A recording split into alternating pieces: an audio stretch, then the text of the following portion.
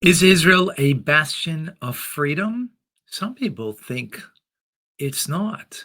What is the truth? Let's hear.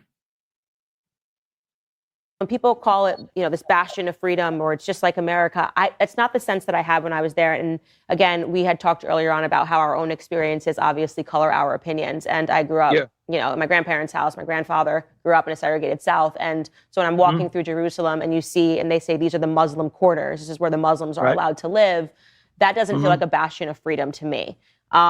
So I guess. Oh, I don't think it's where they're allowed to live in Jerusalem. I think it's that there's an Armenian quarter. It's not saying the Armenians can only live here.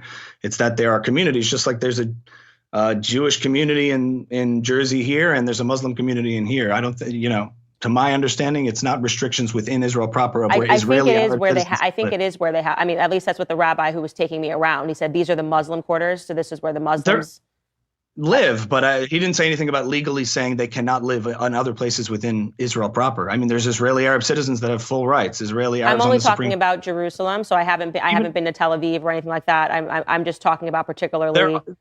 Jerusalem itself as a city has a division in it where the Green Line divides, and there's East Jerusalem. That's maybe what he was talking about, not the Muslim quarter, but East Jerusalem.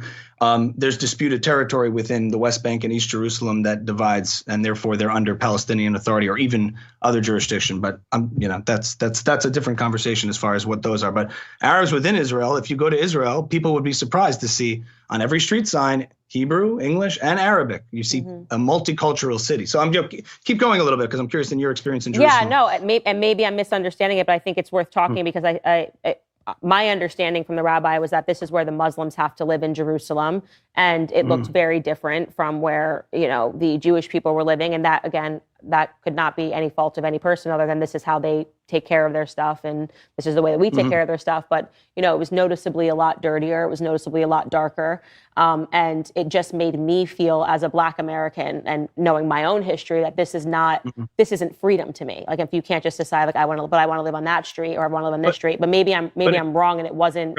They were just all choosing to live there.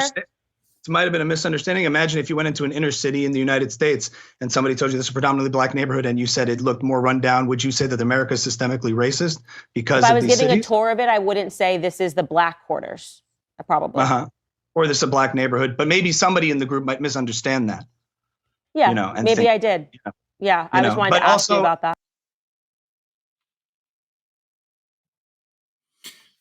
So, in fact, it's called the Armenian quarter.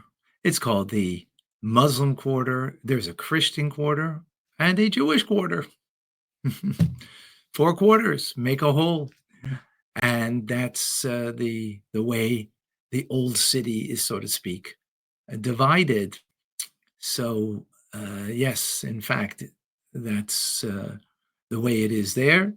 But that was said, and I got to give her a little credit. Maybe I was wrong and I misunderstood, and maybe I'm only taking it based on my family experience, and therefore seeing it dark and dirtier. Therefore, they have less than, which is, of course, not the case. They're not victims. They have an opportunity to build. And of course, as we've seen in so many instances, rather than build their communities and build their lives, they use every avenue that they can, Palestinians or extreme Palestinians at least, to fight against Israel. But I suggest anybody that goes to Israel, go and check out for yourself and see what kind of freedom that there is, as opposed to the 22 Arab states, which used to have hundreds of thousands of Jews living there. Now, altogether, if you have in all of the Arab states 2,000-3,000 Jews in all of the Arab states altogether, that would be a lot. Most of them may be in Morocco, where there's a little, the king is much friendlier to the Jewish people. But other places, there might be literally 20, 30, and in some Arab countries, there are actually no Jews, literally no Jews. So freedom, check out Israel. And you'll see